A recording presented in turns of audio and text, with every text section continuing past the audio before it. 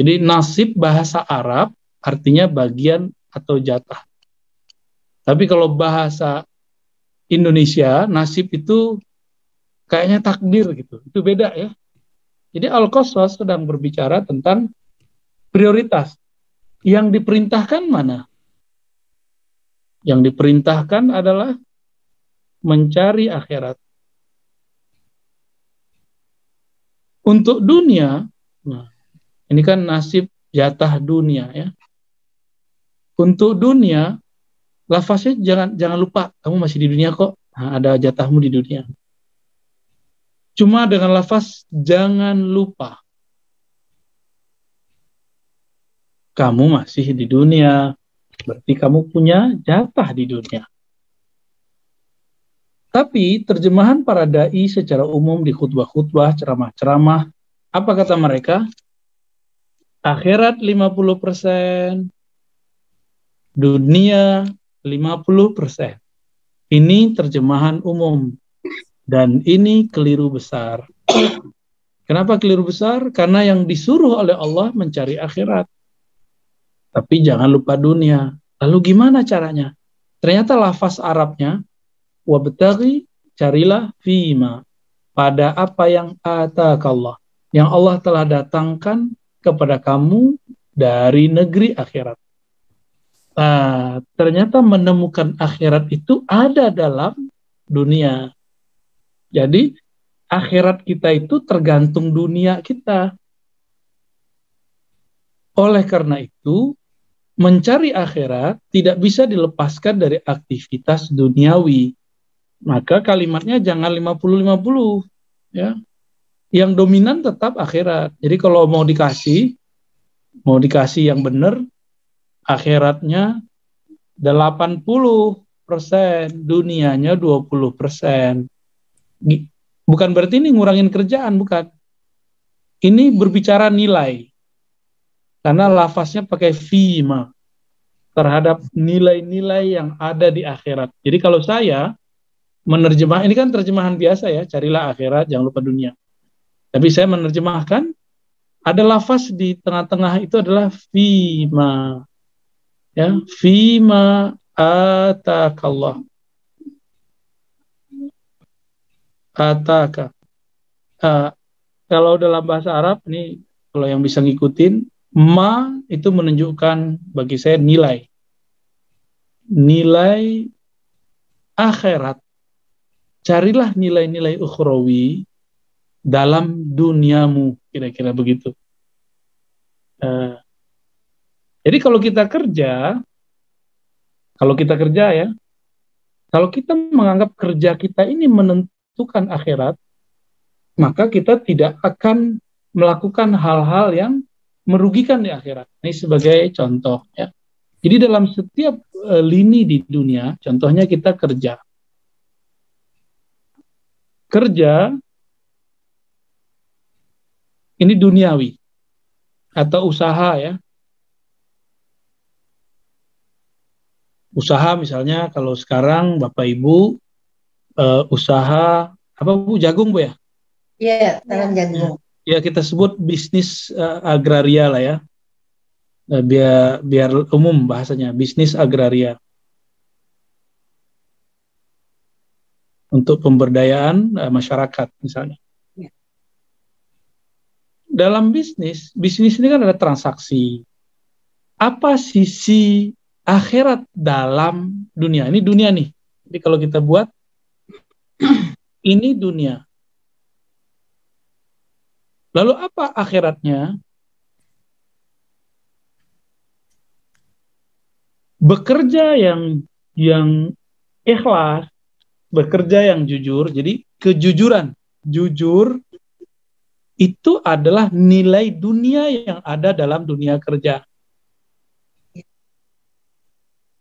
Jadi kalau Bapak Ibu ini kerja terus menerapkan kejujuran, wah berarti dalam kerja duniawinya dapat, dia justru mengejar akhirat. Jadi yang dikejar itu sikap jujurnya, kerja itu cuma perantara aja. Gitu. Terus kalau sudah dapat hasil, bisnisnya dapat. Lalu berbagi. Orang berbagi berarti dia sudah mendapatkan tujuan akhir dari dia berusaha. Orang hebat itu bukan orang yang menumpuk hartanya. Orang hebat itu yang dia jika mengumpulkan harta niatnya untuk berbagi kebaikan-kebaikan. Maka di tengah ayat itu adalah lafaz wa ahsin kama ahsanallah, ya. Berbuat ihsanlah, berbuat baiklah sebagaimana Allah berbuat ihsan, berbuat baik kepadamu. Allah itu baik ke kita tanpa pamrih. Bisa nggak kita berbagi nanti tanpa pamrih? Ini tujuan akhir dari kita bekerja di dunia. Ini baru satu contoh, ya. Kalau kita punya karyawan harus adil. Adil itu sisi ukhrawi daripada kepemimpinan. Jadi kalau kita seorang pemimpin dalam urusan duniawi, itu dunia. Apa sisi akhirat dalam kepemimpinan kita adalah adil. Adil itulah spirit dari kita memimpin. Berarti, jadi misalnya ini di atas kita ada jabatan, ya. Jabatan, ini dunia juga nih. Nah, jabatan itu dunianya dapat gaji, dapat tunjangan, dapat saham, akhiratnya adil. Kalau sudah dapat hasil kaya, maka ujungnya nanti berbagi. Kira-kira begitu. Ini muter-muter di situ aja. Oleh karena itu, ada ungkapan, ya, ada ungkapan yang disampaikan oleh para ulama. Kalau bahasa Arabnya, ad-dunya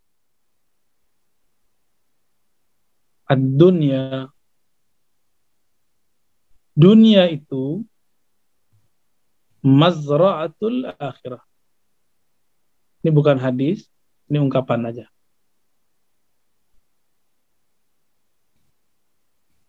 Mazra'atul akhirah. Dunia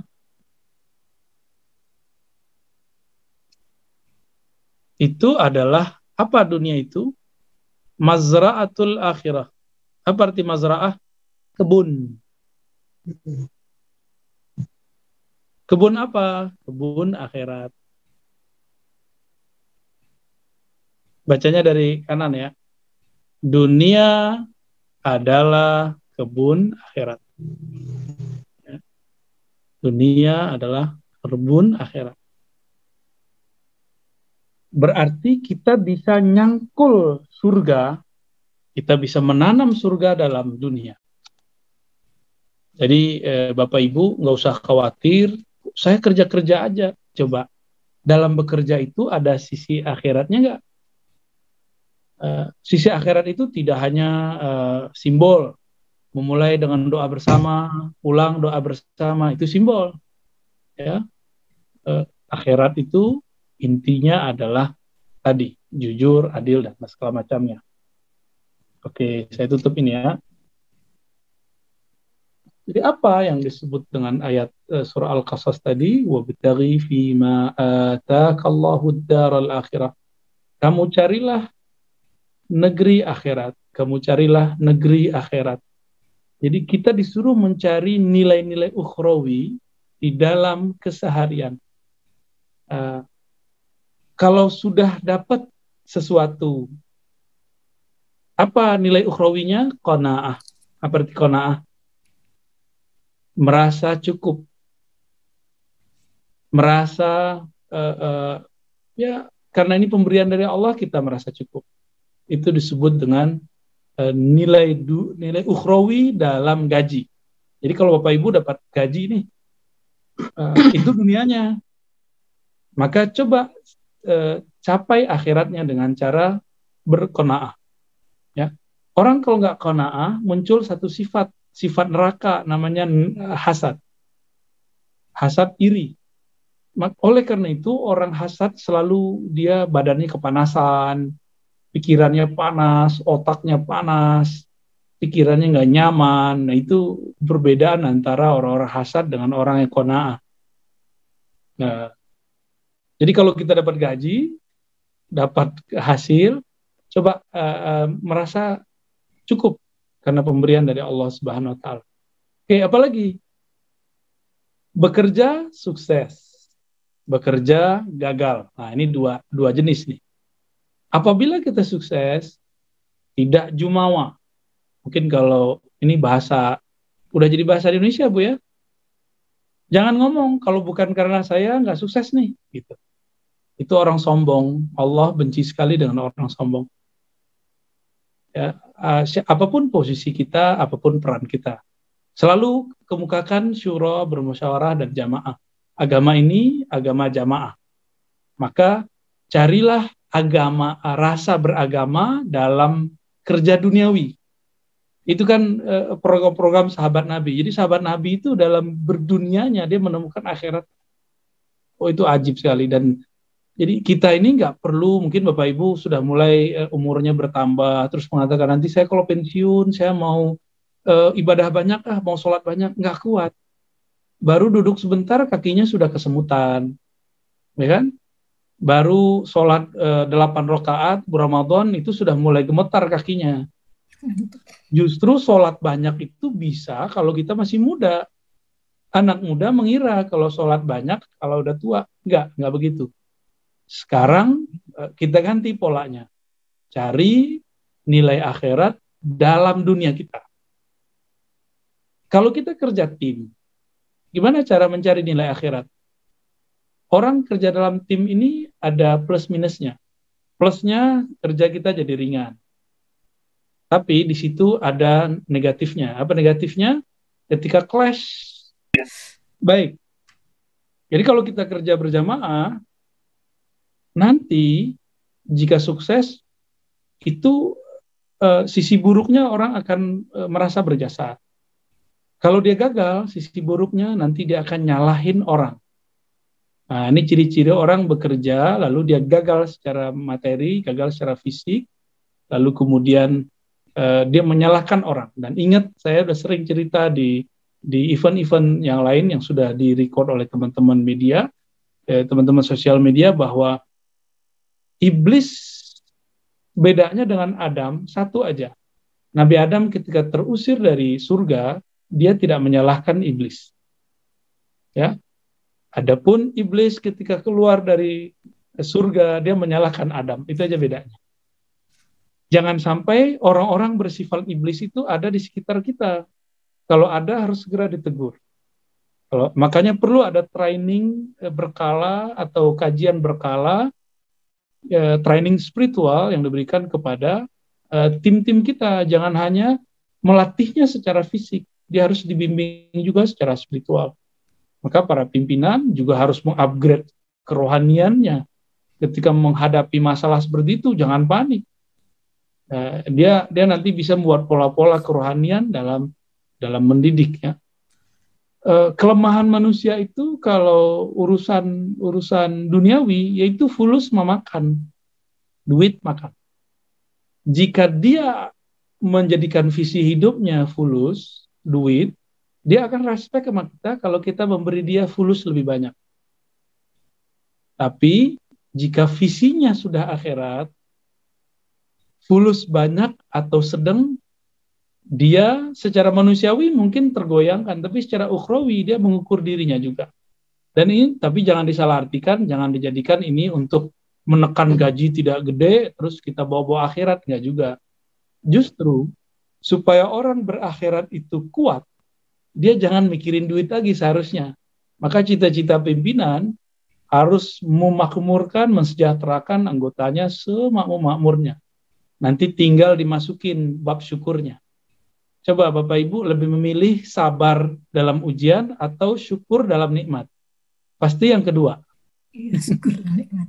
Ya, pasti semuanya memilih saya pengennya syukur dalam nikmat aja deh gitu ya. Kalau sabar dalam ujian kayaknya berat. Padahal dua ini dia terjadi berdampingan. Kan ayatnya begitu. Inna ma'al usri yusra. Ini coba kita tulis ayatnya. Mungkin ayat ini sering dibaca tapi jarang diresapi. Surat yang sering kita baca waktu sholat subuh ya. Inna ma'al usri yusra, ya. Inna ma'al usri, bersamaan dengan suatu masalah ada yusron, dibaca yusra, ya. Ini ada kata kunci sebenarnya. Pertama, inna. Inna itu dalam bahasa Arab artinya sungguh. Kenapa Allah menggunakan kata sungguh? Berarti banyak orang yang meragukannya. Banyak orang meragukan ini. Maka Allah kemudian maaf,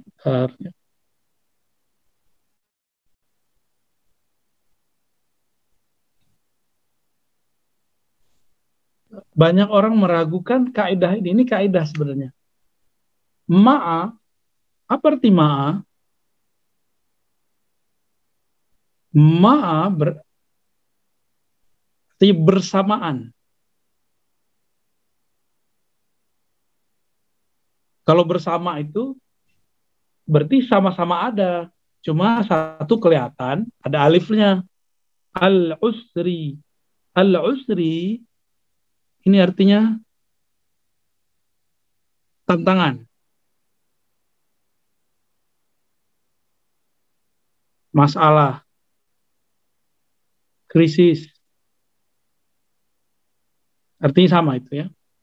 Bersamaan adanya tantangan, masalah, krisis, ujian, kesulitan, ya, bisa juga diartikan. Semuanya kan sulit. Kesulitan. Di situ ada yusra. Ada yang unik dalam kata yusra. Yusran itu umum, lafaz umum.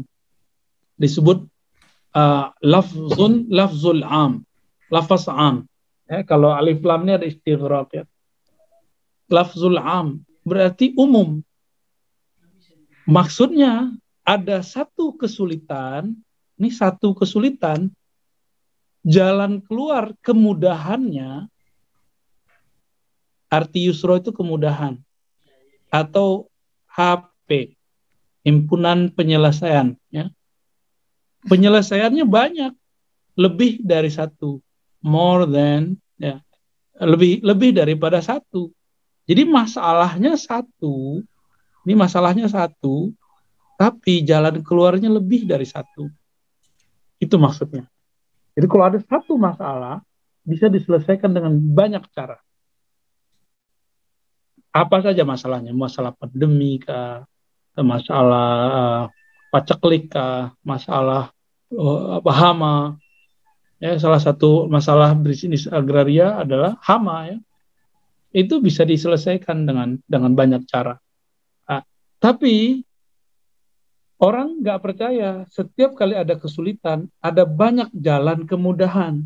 Orang nggak percaya, kurang percaya, maka Allah gunakan kata sungguh, benar-benar. Setiap kali ada kesulitan, ada kemudahan. Setiap ada masalah, bersamaan dengan itu ada yusra. Dan salah satu kabar gembiranya, tidaklah seseorang disulitkan, kecuali setelah itu imunitas daya kerjanya naik. Jadi setiap kali ada orang mendapatkan suatu masalah dalam dunia kerja, lalu dia menghadapi masalah itu, nanti spirit kerjanya naik. Spirit kerjanya pasti tambah meningkat. Jadi bagi saya, yusra itu adalah vaksin. Ya, dia kayak vaksin, jadi banyak cara. Sekarang aja kan virusnya satu, tapi vaksinnya bisa banyak. Ada Sinovac, ada Astra, ada Pfizer, ya, macam-macam lah, ya, Moderna, banyak. Kira-kira seperti ini. Dan ayat ini ditulis 2 kali berurutan. Berarti Allah ini ngomong serius. Tapi dasar memang kita kurang yakin kepada Allah, akhirnya kita kemudian tidak meyakini. Jadi karena dia 2 kali, berarti sungguh-sungguhnya juga 2 kali. Berarti 2 kali juga. Kalau ditambahkan 4 kali. Allah udah seriusnya bukan main itu. Ya. Masalahnya kita kurang yakin dengan keseriusan Allah. Oke. Lalu bagaimana caranya? Jangan pernah lari dari masalah, tapi selesaikan masalah. Orang yang lari dari masalah, masalah itu tidak akan pernah habis. Masalah itu cuma akan hilang sesaat, lalu nanti akan berlanjut. Apa saja ya. Jadi orang-orang yang sudah tahu visinya akhirat, oh itu dunia bagi dia ringan. Ini hadis terakhir yang saya mau sampaikan. Hadis riwayat Imam Tirmizi. Di hadis Imam Tirmizi, kalau kita terjemahkan, ya, HR Tirmizi. Hadis riwayat Imam At-Tirmizi. Dia membahasnya dalam riwayat-riwayat tentang kezuhudan. Ya. Tirmizi ini murid dari Imam Bukhari. Apa kata Nabi SAW? Saya buat pakai ilustrasi saja. Ya. Siapa yang visi hidupnya adalah jauh, yaitu akhirat. Siapa yang visi, ini visi ya, ini garis visi. Visi hidupnya akhirat, maka Allah akan datangkan dunia kepadanya dan dunia tunduk kepadanya. Jadi dunia itu datang kepada dia. Ya, dunia datang kepadanya. Kenapa? Bagi dia, visi dia jauh. Ya sekarang lagi di mana nih ya? Kita sedang mengejar. Dunia itu bagi dia cuma di sini. Dunia datang sendiri karena tujuan dia akhirat. Kalau bahasa orang-orang tua dulu, siapa yang nanam padi pasti rumput tumbuh. Tapi kalau nanam rumput, padi pasti tidak tumbuh. Itu maksudnya. Ya. Dibalik, siapa yang visi dia dunia, kan pendek berarti. Di visi dia cuma dunia. Nggak nyampe, putus-putus ke akhirat. Akhirat nggak nyampe, akhirat ketutup. Apa kata Nabi? Maka dunia tidak dia dapat kecuali sebatas jatahnya, nasibnya. Jadi dia dapat dunianya ngoyo kalau bahasa orang Jawa ya. Bersusah-susah menjaga ini. Dunia kan tetap terlepas. Enggak dilepas di masa muda, dilepas di masa tua pensiun. Enggak lepas masa tua, dilepas dengan kematian. Masuk ke alam akhirat. Jadi tinggal kita pilih. Nah, ciri-ciri orang visinya duniawi, teman-teman, bapak-bapak, ibu-ibu, ini ciri-cirinya menghalalkan segala cara. Dia halalkan segala cara. Yang penting dia enak di dunia. Ini ciri-ciri orang yang pengen dia sukses cuma di dunia. Tapi siapa yang suksesnya maunya di akhirat, visi dia jauh. Dia tidak mungkin menghalalkan segala cara. Dia hanya menghalalkan yang dihalalkan Allah. Ya. Jadi tinggal pilih. Ini bahasa Arabnya himmah. Ya. Himmah itu boleh disebut visi dalam hadis ini. Walaupun dalam bahasa Arab terkini, visi bukanlah himmah. Visi bisa diartikan tujuan. Ya.